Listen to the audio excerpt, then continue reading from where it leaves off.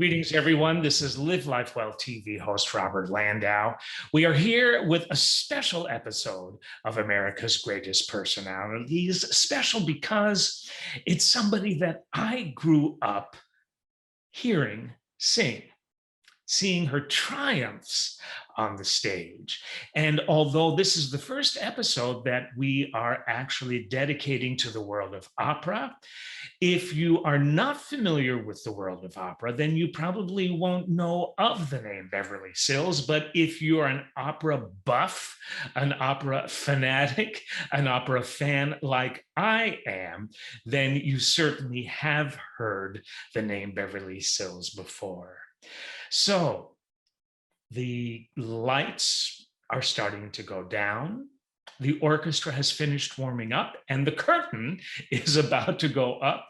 So stay tuned for this special dedication to one of America's greatest opera singers, Beverly Sills.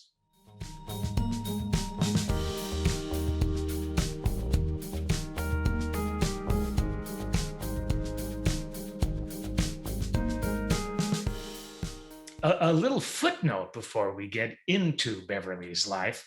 I told you that I am an opera buff, and there's a really good reason for that, because my dad was a rather famous symphony orchestra conductor, and my mom was a modern dancer. So classical music, and particularly opera, was something that was played all the time in the house growing up, and I grew up in a suburb of New York City in Westchester. And often was the weekend where I would go into New York City on the train and see the New York City Opera at Lincoln Center and see the amazing Beverly Sills in an opera. So I grew up watching so many of Beverly Sills' triumphs. So that is why this is a very special episode for me. Because I love Beverly Sills. And maybe you will too after you hear a bit of her life story. So let's begin. What can you say about an opera singer that was more popular with the American public in her day than Enrico Caruso was in his? And this popularity of hers didn't only extend to opera lovers in the opera world, it also included people that have never set foot in an opera house. By the time Beverly Sills left this earth, she was definitely a bona fide opera star, but she was also a major entertainment media personality. She had her own national talk show on one of the three major networks. She would guest on a lot of variety shows on TV, some with her dear friend Carol Burnett. So it wasn't only a notoriety thing in the opera world for Beverly. She had such an incredible energy, an incredible personality, that her talent, her passion extended across many different type of stages. She paid a lot of dues to get to where she wound up, and I, for one, find her story absolutely fascinating. I hope you will too. So let's highlight some of it right now. The date was May 25th. The year was 1929, and that was the year and day that Morris, an insurance broker from Bucharest, Romania, and Shirley from Odessa, Russia, would proudly welcome Belle Silverman into the world. And baby Belle had a nickname, and it was Bubbles. And I always thought Beverly Sills had that nickname because she continued to use that nickname all the way into adulthood. But I thought it was because she had this incredibly bubbly personality. She was always smiling, she was always laughing, but that was not why this name was given to her. She was called Bubbles because she had come from the womb with Bubbles in her mouth. So there you go. Bubbles' father worked on commission, so sometimes the family would have money, other times they just plain would not. One of the first apartments that Beverly remembers living in was a one-bedroom flat in which she shared the one bedroom with her parents. Beverly's two older brothers would sleep on a pull-out bed that was kept in the apartment's foyer. It was pretty apparent that Beverly's parents, particularly her mother, wanted Beverly to be a child star. Beverly's talent was recognized at a very, very early age. In fact, since Beverly looked so much like Shirley Temple, Beverly's mother, a very fierce stereotype for a typical stage mother, wanted young Bubbles to be the Jewish Shirley Temple. So Shirley would take young Bubbles from audition to audition to audition, not Shirley Temple, but Beverly's mother. And it wouldn't be long before Bubbles got herself a gig. Radio was the venue, and the show was the popular Saturday morning radio show by the name of Uncle Bob's Rainbow House. That's quite a name. And it was a kid's show because Bubbles was only 4 years of age. People loved her so much that the child ended up becoming a regular on the show on a weekly basis. When Bubbles was 7, she performed on the Major Bowes Capital Family Hour. And she would also appear on a radio soap opera for no less than 36 episodes. She was on her way. At age 9, Beverly would begin voice lessons and would study with a celebrated teacher by the name of Estelle Liebling. Ms. Liebling had coached many, many famous opera singers, such as the great Italian soprano of a previous generation, Amalita Galli Curci. Some of you might have heard of her. After Beverly graduated from school, she immediately started to pay her operatic dues because now she was going to be an opera star. For no less than 10, count them, 10 grueling years, she would sign on with various opera companies and touring shows. Of this period, Beverly once said the following words: "I had my first high heels, my first updo hairstyle, and my first strapless dress, and I didn't know what to hold up first." That's an example of her bubbly personality and really great sense of humor. Of all the major opera companies that Beverly Sills has been associated with during her long and successful career on the operatic stage, of course, the New York City Opera, New York City's other opera company for so many years, was the one that immediately comes to mind. And Beverly almost didn't get in. She almost didn't get into the New York City Opera. Starting in 1955, she had to audition, get this, no less than 8 times over a period of 3 years, and finally she was accepted. Her first role with the company, Rosalinda, and in Strauss's masterpiece, Die Fledermaus. And suffice it to say that Beverly was a triumph. What a perfect role for her. Beverly would also tour with the company, and it was while on tour in Boston that she met a guy by the name of Mr. Peter Greenough, a very well-to-do associate editor of a newspaper, and soon they were married. In 1959, Beverly would give birth to a daughter, and then in 61, they would welcome a son into the world. Sounds like a rosy picture, but unfortunately, sad to say, it was anything but.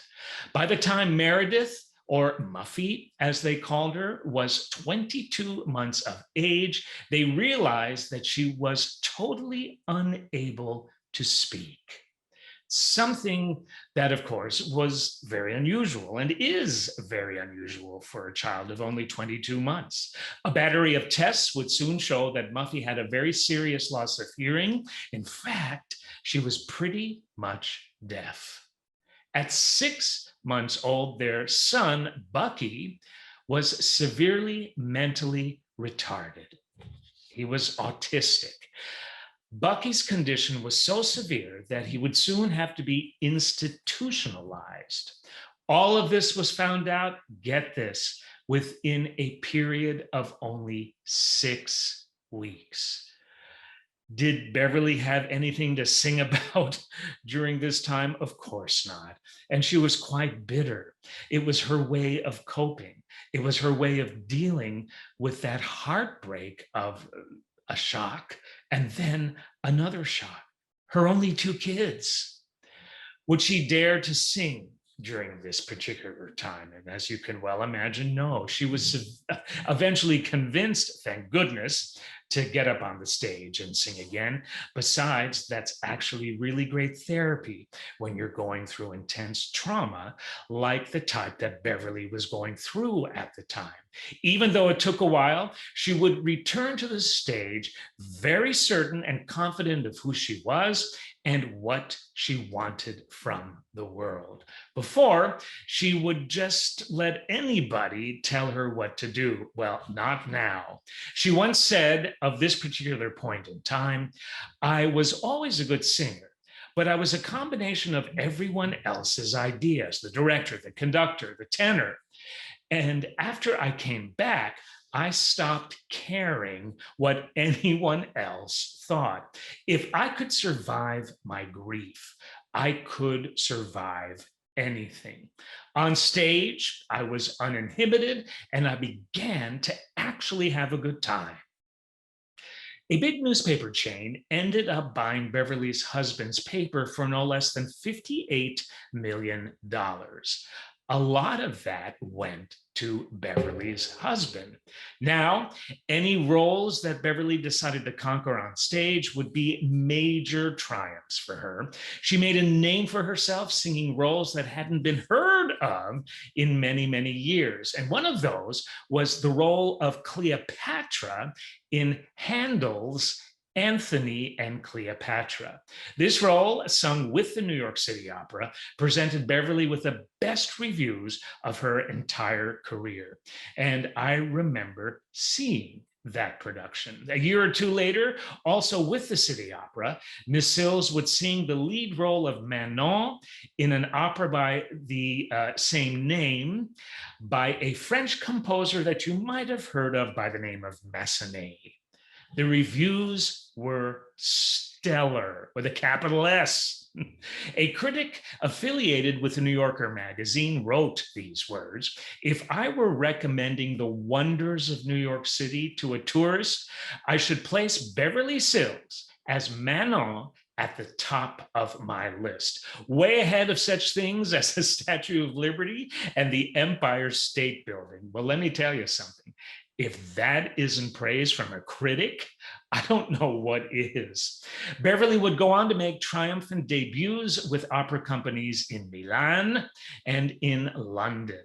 Of her memorable debut at La Scala in Milan, that's the famous, probably the most famous opera house in all of Europe, Sills, she often would play down the 45-minute ovation she received from the La Scala crowd. And let me tell you something. La Scala ain't easy to get up and perform in front of, particularly if you happen to be an American and you needed to prove yourself. Beverly said this is how she played down a 45-minute standing ovation. She said it's probably because Italians like big women, big bosoms, and big backsides. But I'll tell you what, I don't think that was true. I think they gave her that 45-minute ovation because she was amazing. But there was one major opera company in the US that continued to remain elusive to the great Beverly Sills, the major company in the US. It was New York City's other company just across the way, just a number of steps in the Lincoln Center complex by the name of the Metropolitan Opera. Why was this the case? Well, there was a famous and fierce manager of the Met in those days by the name of Rudolph Bing, Sir Rudolph Bing, and everybody was terrified of Sir Rudolph Bing. And you know what? So was I. And here's why. He happened to live in the same building that my great aunt lived in on Central Park South in New York City. So when I was a kid, I would go visit my great aunt. Her name was Felicia, at the Essex House in New York City. And I remember one day, I don't remember how old I was. My great aunt and I were waiting for the elevator in the lobby to go up to her apartment there. And I remember this man with a little Yorkie, a tiny little Yorkie that he had just come in from walking, was standing right behind us. And the only reason why I knew he was standing behind us was I could feel this energy, and everything all of a sudden got very quiet in that part of the lobby. And so I turned around first to see his adorable dog, but then I looked at him, and I mean, it was vibes like stay away. And it's not like he was being rude to me. He was in his own element, his own bubble, but you knew not to mess with him. So we all got in the elevator, and boy, that was the quietest, tensest elevator ride up to the 21st floor I could ever have not hoped for and will never forget. And it's interesting because I was young and I had no idea who he was. So when my great aunt and I got off on her floor, he was still in the elevator and probably went up to the penthouse level. But on the way to her apartment door, I said, "My God, who was that?" And she goes, "That was Sir Rudolph Bing." And I said, "Well, who's Sir Rudolph Bing? And I love his dog, by the way." And she said to me, "He is the general manager of the Metropolitan Opera." And even at that age, my reaction was, "Oh." Oh dear. But I'm happy to say that I rode in an elevator with the great Rudolph Bing. How many people could say that if you weren't in the opera world? I have never forgotten that encounter, as you can tell. Well, even though the New York State Theater, where the New York City Opera performed, and the Metropolitan Opera are right next door in the same complex, as I alluded to before, Bing never walked over next door to hear any of Beverly's numerous triumphs with the New York City Opera. And that was kind of a common thing to do. Every so often, a big opera impresario like Rudolph Bing would go to other opera houses around the world to hear opera singers, almost as an audition to see if they would qualify to sing at the Met. Was it anti-Semitism that prevented him from even acknowledging the great Beverly Sills? Because I think that the thing, and it's still to this day, if you're an American opera singer, I think the highest thing you could ever aspire to in your career, in your life, is to sing with the Metropolitan Opera. And because Beverly Sills was such a big opera star during those days, it was automatically assumed that she would wind up on the stage of the Met. But the sad thing is, it just wasn't happening. And people couldn't understand why, both in the opera world and outside of the opera world. So was it a case of anti-Semitism because Rudolph Bing was Austrian, or was it because Beverly was from Brooklyn and Bing really preferred international singers at the Met in those days? Well, somebody might know, but you and I, will never really know. Beverly Sills had to wait until 1975, 3 years after Rudolph Bing retired from his post at the Met, to make her Met debut. And you know what? She was a knockout sensation. But just as she finally made it to the Met, because she had to wait so long to get to the Met, and opera singers' voices, just like dancers' bodies, don't usually last for a very long career. Vocal issues started to make themselves known when Beverly would sing. Not severe, but you could kind of tell that she was getting towards the end of her career. She would continue to sing all the way up until 1978, when she announced to the world that she would retire in 1980 at 51 years of age. But if you think that this was it for the great Beverly Sills, you couldn't be further from the truth. In 1980, she was immediately appointed as the director of the New York City Opera, kind of like the position that Rudolph Bing had at the Met, now Beverly had at the New York City Opera. She was a brilliant businesswoman. She trimmed the budget of the company, introduced operas that were seldom heard to a hungry New York City Opera audience, and booked young, up and coming American singers. All of those were things that the Met were not doing. In 1983, because of Miss Sills' insistence, the New York City Opera was the first company to use super titles.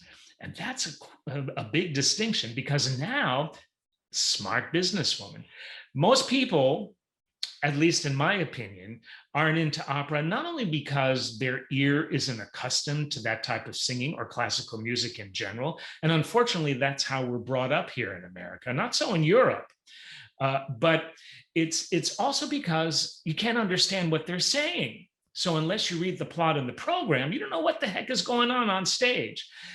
Beverly decided to put super titles in English, like you're watching a foreign film with those subtitles, super titles, so that people could understand what was going on stage. And the smart business move that was it attracted a whole new bunch of people to opera, the New York City Opera, because the Met, just across the way, did not have super titles as of yet. By the time Beverly retired from her post in 1989, the City Opera budget had grown from $9 million to $26 million. And the $3 million deficit that she started her post with was turned around to a $3 million surplus by the time that she left her post. Then Beverly became a fundraiser and spokesperson for Lincoln Center in New York City. That's where the Metropolitan Opera and then the New York City Opera was. Unfortunately, the New York City Opera is no longer with us. And also Avery Fisher Concert Hall. And there's also the Vivian Beaumont Theater, where plays and some smaller musicals are performed, plus an incredible library, all as part of that complex, as well as an outdoor band shell in a small park where outdoor events are held during the summers.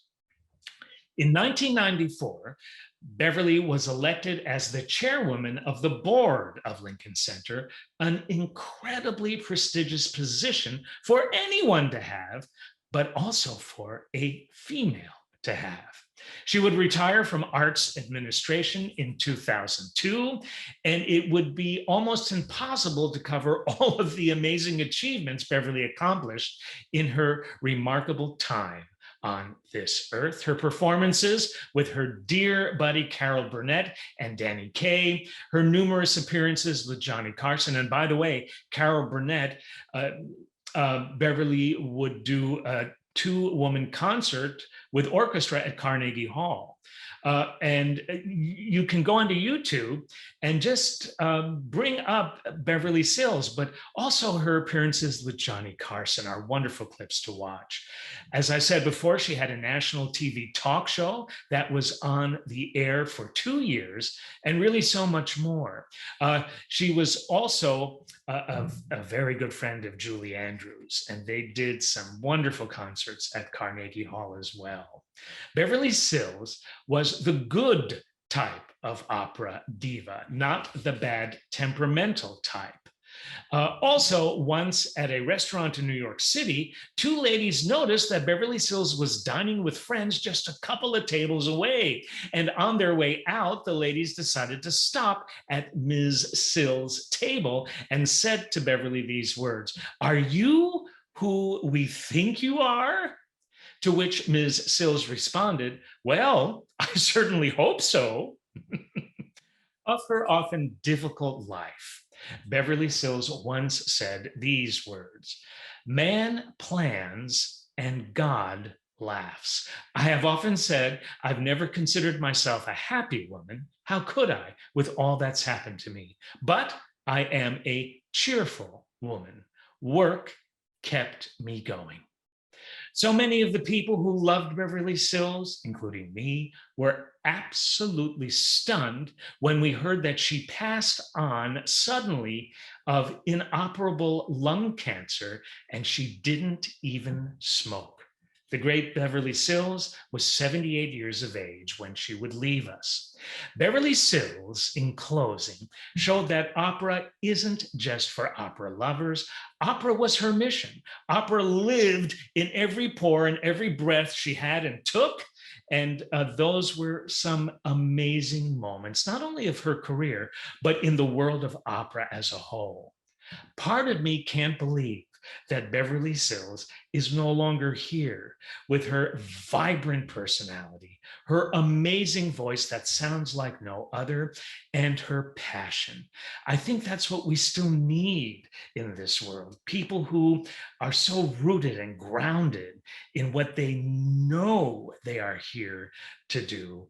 And what that is to bless us with their incredible energy and their incredible talent. Beverly, we will miss you forevermore, and I wish there were so many more like you. I want to thank all of you for tuning in. This has been Robert Landau, Live Life Well TV host, and this has been another episode of America's Greatest Personalities. Thank you for tuning in.